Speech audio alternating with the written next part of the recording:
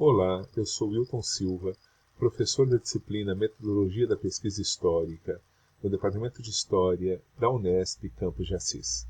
Também coordeno o Memento, Grupo de Pesquisa de Memórias, Trajetórias e Biografias, e estou desenvolvendo aqui a segunda parte de uma atividade proposta para os membros do grupo, na qual foi lido um projeto de iniciação científica da Amanda Pereira dos Santos, orientanda do Paulo César Gonçalves e que obteve Bolsa FAPESP. A partir desse projeto de pesquisa de iniciação científica, nós tentamos discutir quais seriam as características das partes que compõem um projeto, tanto de iniciação científica quanto de mestrado ou de doutorado.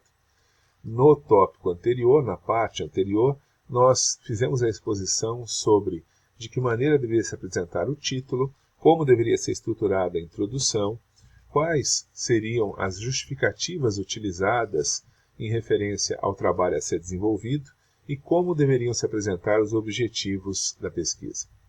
A partir daqui, nós vamos trabalhar a parte mais textual, mais longa, que é justamente a discussão historiográfica, e aí vem a metodologia, o cronograma, a bibliografia e o plano de dissertação ou plano de trabalho.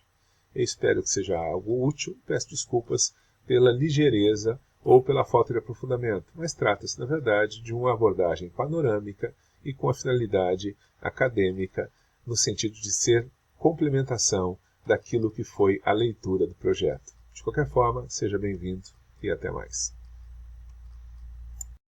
A discussão historiográfica é a demonstração que o aluno faz de que ele mapeou o campo, que ele foi capaz de levantar quais escritas, quais artigos, quais livros existiam a respeito do assunto que ele trata e dos assuntos correlatos. E ele demonstra um conhecimento mínimo desses trabalhos justamente para mostrar de que maneira que seu trabalho seria uma continuidade disso. Nesse aspecto, o projeto da Amanda é bastante feliz. Ela utiliza 11 páginas e apresenta de forma coordenada estudos que historicizam seu objeto, a partir de estudos citados já na introdução e a inclusão de alguns outros, totalizando a referência de 22 textos. Bom, isso faz com que, de certa maneira, fique muito claro o que foi lido, o que foi pensado, o que foi refletido a respeito do objeto de pesquisa. É importante frisar que, eventualmente, as nossas curiosidades, a nossa mente que divaga demais, acaba buscando leituras que não contribuem de forma central àquilo que está sendo feito. Então não adianta incorporar à discussão historiográfica, por exemplo, discussões sobre conceitos e teóricos que não estão inseridos no debate que nós estamos fazendo. Não adianta incorporar na discussão historiográfica discussões que, na verdade, estão além dos objetivos propostos por nós. Essas formações, essas informações, esses conhecimentos podem ser úteis ao longo do desenvolvimento do trabalho, mas não são nem necessários e, na verdade, não são nem benéficos para essa discussão e esse momento em particular. A Amanda faz uma breve contextualização a partir da primeira onda de imigração e do fim da escravidão, com somente 4 parágrafos em relação a 11 páginas, ou seja, algo muito breve, dizendo, olha, foi escrito isso, tal autor fala aquilo, por sua vez existe também tal estudo, contempla, sem aprofundar, a questão da eugenia, que é algo super importante, é interessante, mas não é o tema dela, e da institucionalização do controle da entrada de estrangeiros. E aí ela discute como que essa institucionalização vai ocorrer em 3 momentos particulares. Ela se utiliza, por exemplo, do artigo da Constituição de 1934, qual o parágrafo do Estado Novo, que vai discutir isso. E aí ela utiliza apenas um parágrafo. Por quê? Justamente porque se distancia do seu objeto, que é o governo democrático de Vargas. Ela utiliza, portanto, 4 parágrafos agora sobre essa questão no Estado Novo em particular. Por quê? Porque trata-se do governo ditatorial de Vargas e ela quer fazer um contraponto justamente ao período constitucional. E, logicamente, 2 parágrafos sobre a Constituição de 46, considerada a mais democrática do Brasil, em que ela vai retomar a questão dos imigrantes por uma perspectiva, portanto, de um novo governo, de um novo período do país. Aponta a existência de um Conselho de Imigração e Colonização entre 40 e 52 e a publicação por este da Revista de Imigração e Colonização, que inclusive ela vai usar posteriormente como fonte. assinala que essa revista tinha um número grande de artigos higienistas, não entra na necessidade de elencar quais seriam esses artigos ou não é, de que forma que isso era levado adiante, porque isso não faz parte não é, nem do núcleo e nem da periferia da sua pesquisa. E busca frisar não é, a necessidade colocada ali do chamado imigrante ideal, que seria o agricultor, o técnico, o operário qualificado, descartando pessoas com defeitos físicos, pessoas que fossem militantes políticos, pessoas que tivessem passado vinculado à repressão do Estado dos seus países de origem e assim por diante. Surge então a discussão sobre a imigração no pós-Segunda Guerra. Isso se estende um pouco mais. Por quê? Porque justamente é algo central dentro do trabalho. Aí ela dedica a esse tema 4 páginas do trabalho em que ela vai mostrar de que forma que a relação do segundo governo Vargas, a migração e as tensões provocadas por tal processo são abordadas a partir do contexto político institucional do período em relação ao Estado Novo, naquele contraste que anteriormente ela havia discutido em termos institucionais, respectivamente com 4 e com 2 páginas. Ela tenta mostrar de que forma, entre o Estado Novo e o novo governo Vargas, você vai encontrar continuidades e rupturas, enquanto problematiza questões da dissertação um pouco mais que 2 páginas. Vale aqui uma observação em relação às referências bibliográficas.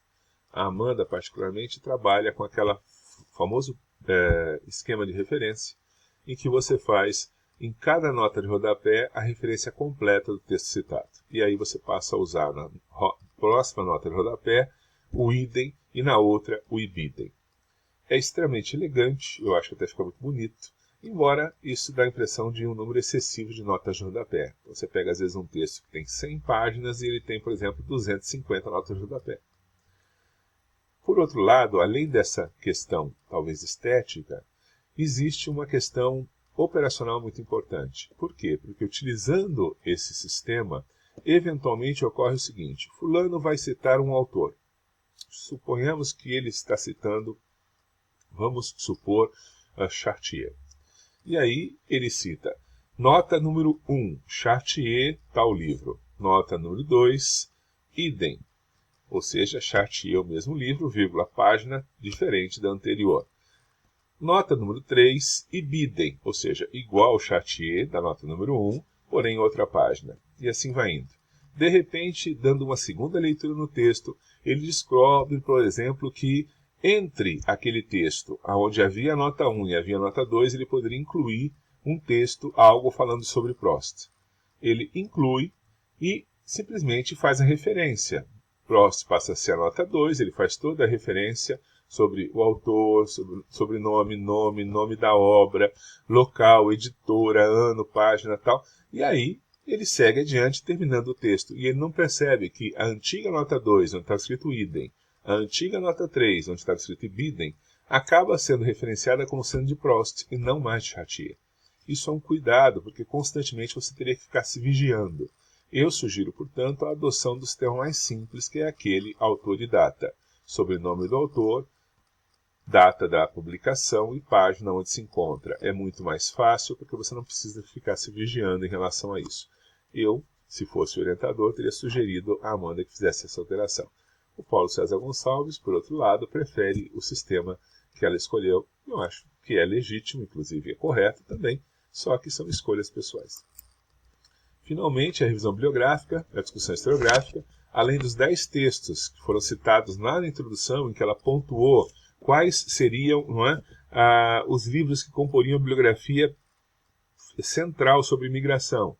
Depois, quais os livros que comporiam a bibliografia central sobre os imigrantes que vieram para o Brasil. E, finalmente, quais os livros que constituiriam a bibliografia central sobre Getúlio Vargas. Ela trabalha esses livros novamente, explica mais detalhadamente as suas características, e ela inclui, por outro lado, mais 12 trabalhos dando corpo àquilo que foi dito na introdução. No entanto, pelo menos naquilo que fosse fundamental, poderia ter utilizado, na minha opinião, mais citações do que simples descrições de conteúdos, evitando qualquer impressão de resenhismo.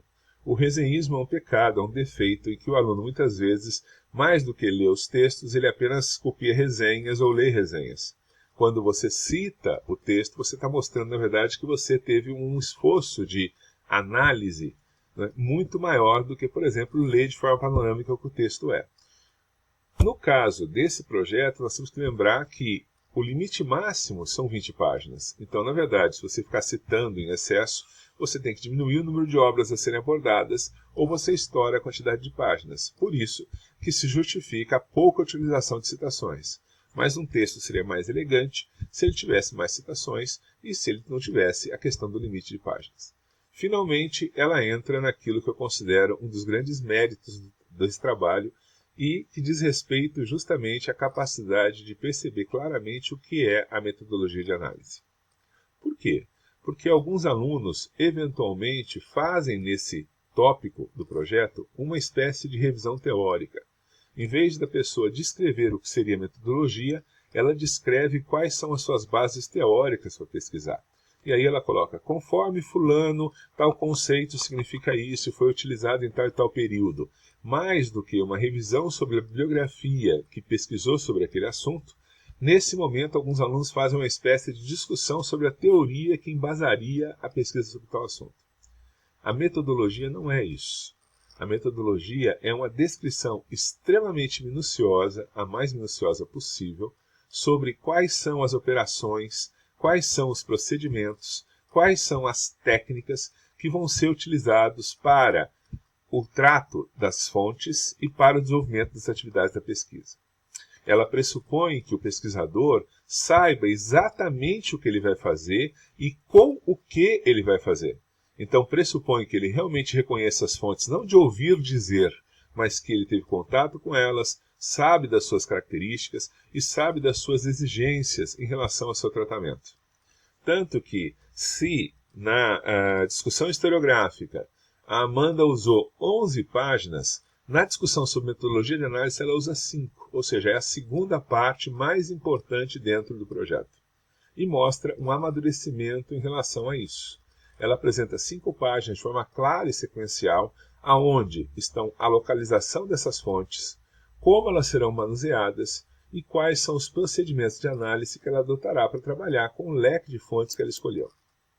Diz ela, na ocasião em que se definiu a abordagem deste projeto, centraria suas atenções sobre a criação do Instituto Nacional de Migração e Colonização durante o segundo governo de Getúlio Vargas.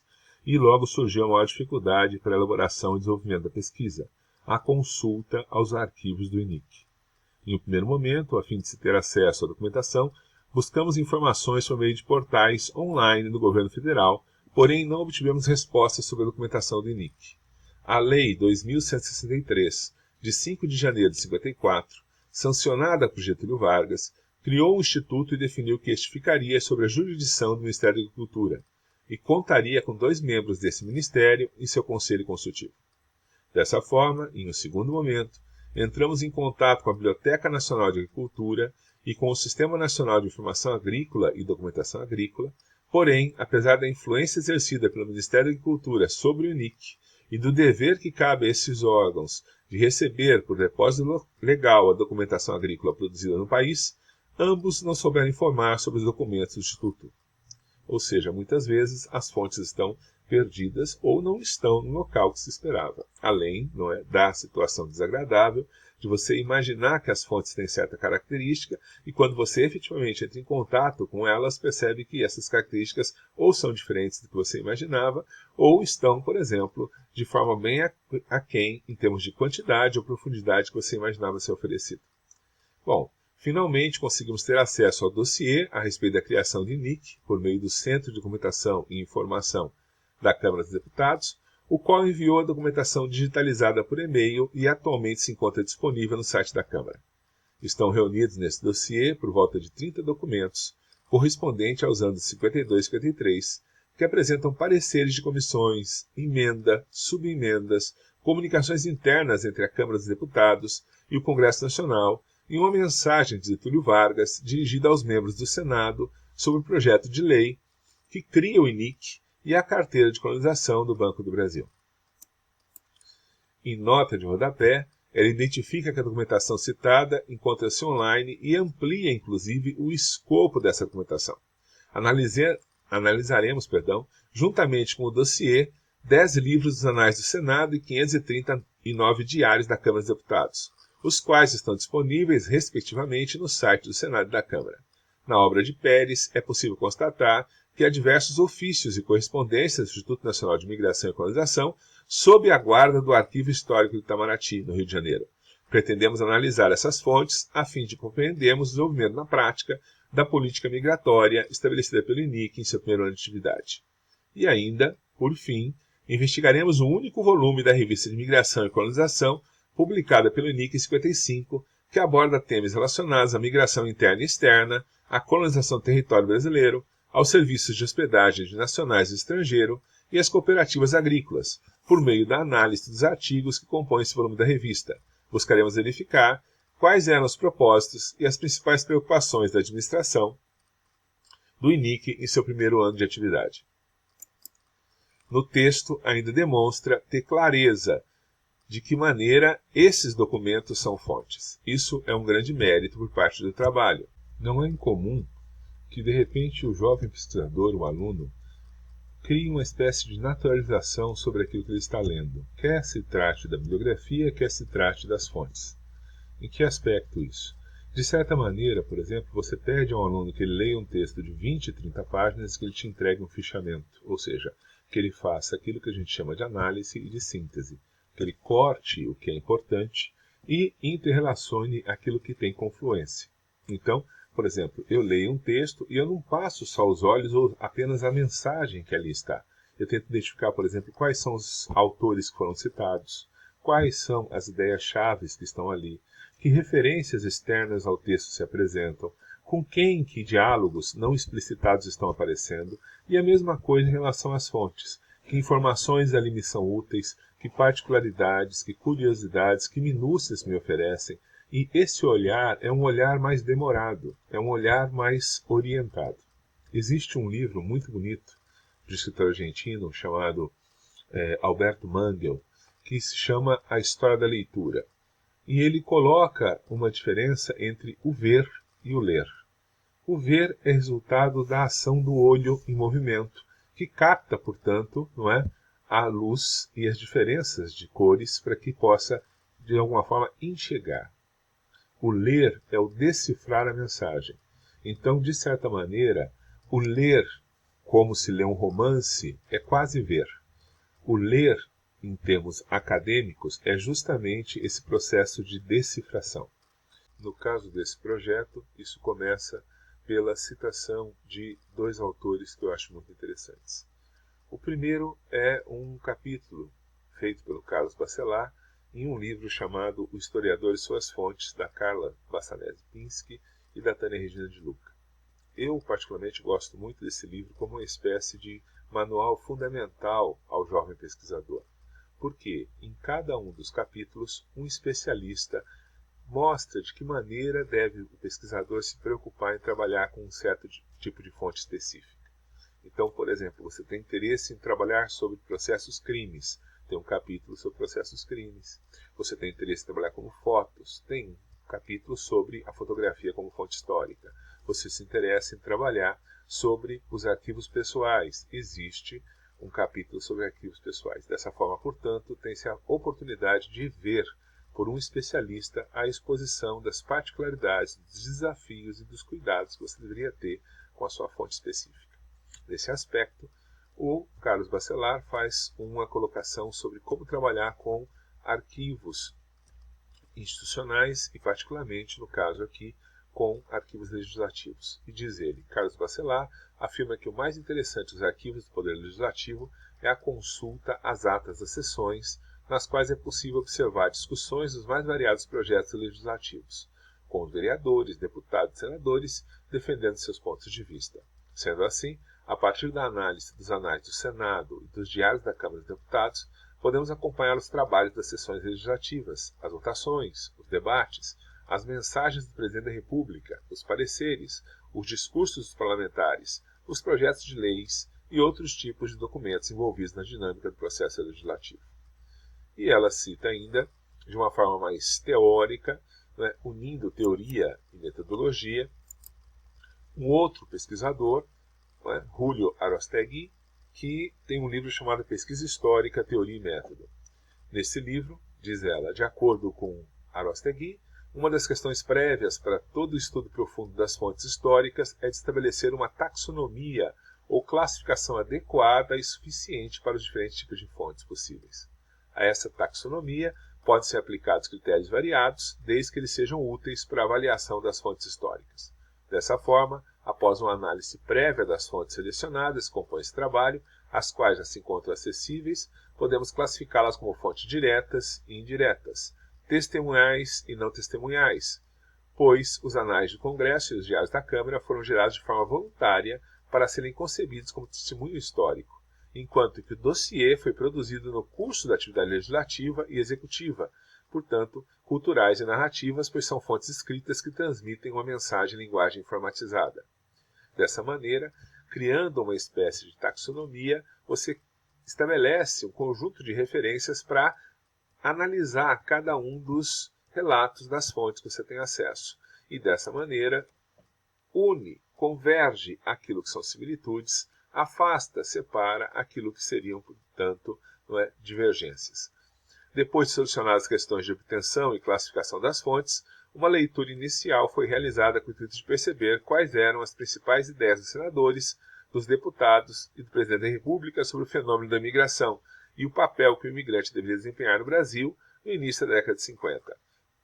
Hipoteticamente, portanto, oposição à imigração ou favorável à imigração, discriminação de certos grupos, questão econômica, questão social, ou seja, esses relatos, esses documentos vão de alguma forma tocar nesses pontos aqui elencados, e a partir do momento que você tem essa clareza de como lê-los, você vai classificando os trechos de acordo com algo que faz parte desse conjunto de tópicos. Ela contextualiza ainda 3 trechos de documentos mostrando que efetivamente teria tido já contato com as fontes, o que é muito positivo. A próxima parte é o cronograma. Talvez seja uma das partes mais simples de se fazer, mas que exige que se tenha clareza das atividades a serem desenvolvidas e quando elas são desenvolvidas. Eu coloquei aqui 2 cronogramas. Este primeiro, que seria um de iniciação científica, imaginado para 12 meses, em que o aluno diz, olha, eu vou fazer levantamento da fonte nos 2 primeiros meses. No segundo e terceiro mês, eu me dedico ao levantamento da bibliografia. A catalogação das fontes eu vou fazer também no segundo e terceiro mês. A partir daí, eu vou me dedicar à leitura e fichamento da bibliografia do terceiro até o 8º mês. Também, do terceiro ao 10º mês, eu estarei fazendo o fichamento das fontes e esse processo citado por mim anteriormente de análise e de síntese. Pretendo, ao longo desses 12 meses, participar de alguns eventos acadêmicos mostrando aquilo que eu tenho produzido. Vou fazer 2 relatórios, no caso de sessão científica, um no meio do projeto, um ao final do projeto, e justamente a apresentação desse relatório final ao término das atividades. Fiz também um cronograma de mestrado, imaginando aqui um mestrado de 2 anos, mas no caso de Assis o cronograma seria de 3, conforme o edital de 2020.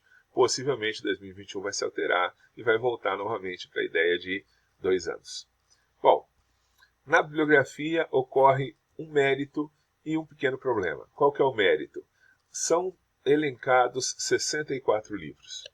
Eu tenho descrença de que, por exemplo, um aluno para iniciação científica tenha lido tantos livros. Ele fez o quê? Ele leu, talvez, por exemplo, 30%, 40% disso, e o resto são livros que ficaram para serem lidos ao longo do trabalho. Isso não é um problema, é apenas a necessidade de você ter clareza daquilo que realmente está sendo parte do seu projeto, da sua pesquisa até aquele momento, e aquilo que vai vir depois. Se fossem retirados, por exemplo, os livros que não são citados, não são referenciados ao longo do projeto, não seria problema algum. É uma boa bibliografia e mostra que o aluno se preocupou em, de alguma forma, mapear todo o campo. Por último, tem o chamado plano de trabalho ou plano de dissertação. Esse papel, que é muito simples, é na verdade um sumário hipotético, é um índice que se espera da produção do trabalho como um todo. Ele aparece no caso do projeto de mestrado, do projeto de doutorado, para que seja explicitado de que maneira o aluno quer estruturar o seu trabalho. Isso é muito positivo porque impede que o aluno se perca nos seus devaneios e, de repente, a partir de um assunto X, ele se desdobre para um assunto Y e depois do assunto Y para o assunto Z.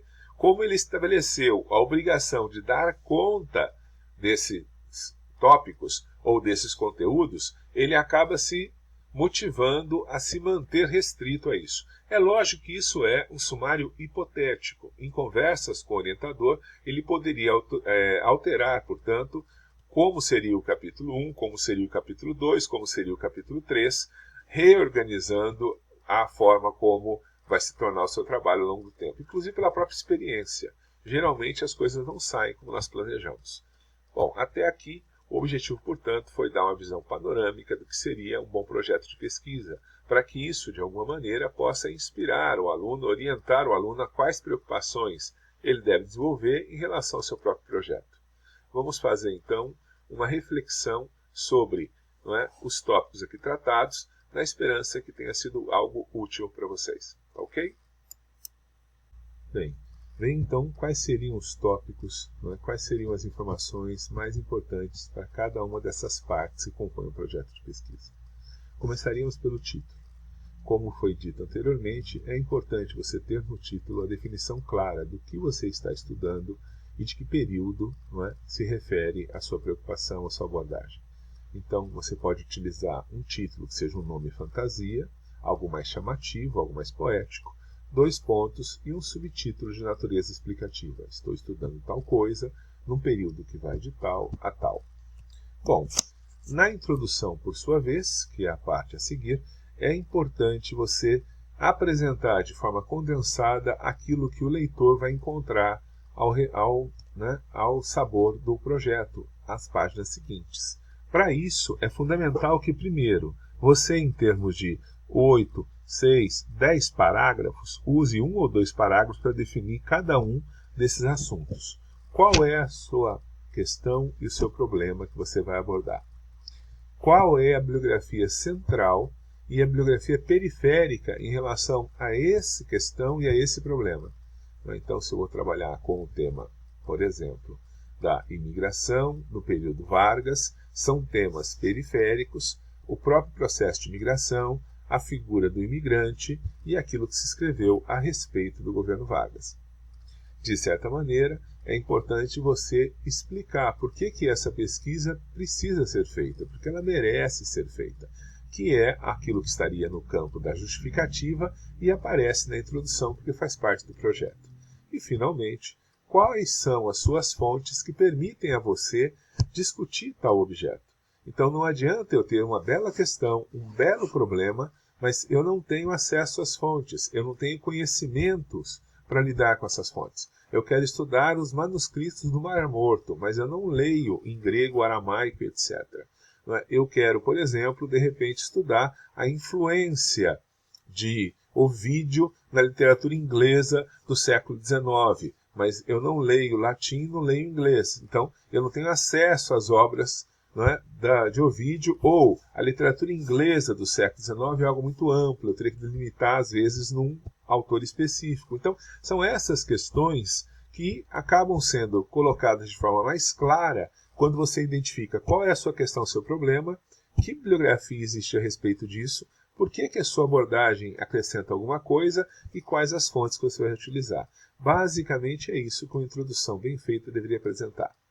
Quando você passa ao tema e à justificativa, você tem ali a oportunidade de dizer, olha, essa pesquisa é importante, essa pesquisa é útil, essa pesquisa contribui, ou porque ela faz um mapeamento do que foi falado a respeito disso, ou porque ela traz uma nova informação a respeito disso. Trata-se de um texto relativamente curto, são 2 páginas, 1,5 páginas, em que você tece essas considerações, e seguido também por um texto bastante curto e pela exclusividade de ser o único que é feito em tópicos, que é a parte dos objetivos, dividindo, se possível, em objetivos gerais e objetivos específicos. Lembrando que os objetivos gerais tratam, portanto, do campo como um todo, a imigração, o IMIX, o caso desse trabalho aqui analisado, aquela questão panorâmica, e os objetivos específicos do seu trabalho em particular e das questões que você está se colocando. Divida dessa forma, portanto, os objetivos em gerais e específicos, que é uma forma muito mais didática para você apresentar seu trabalho. Finalmente, talvez a parte mais trabalhosa, que trata-se da discussão teórica e historiográfica. A discussão teórica não é necessária ser explicitada, porque você pode fazer isso ao longo da discussão historiográfica. Então, se eu uso um conceito como representação, eu posso puxar uma nota de rodapé e explicar quem criou o conceito e o que é essa definição para mim e para esse autor de representação. Então, eu não preciso ter um tópico específico ou parar durante o meu texto para discutir a representação, porque, na verdade, a minha abordagem não é teórica. É uma abordagem de natureza muito mais empírica, muito mais mão na massa, com os documentos e a partir de algumas ideias que eu tenho a respeito desses documentos. Mas essa abordagem historiográfica, ela tem que ser a mais extensa possível. Ou seja, eu li o texto X, o texto Y, o texto Z, e esses textos contribuem com isso, isso, isso. Se possível, façam pequenas citações de trechos, excertos ou ideias que você julgue necessárias para apoiar aquilo que você está afirmando.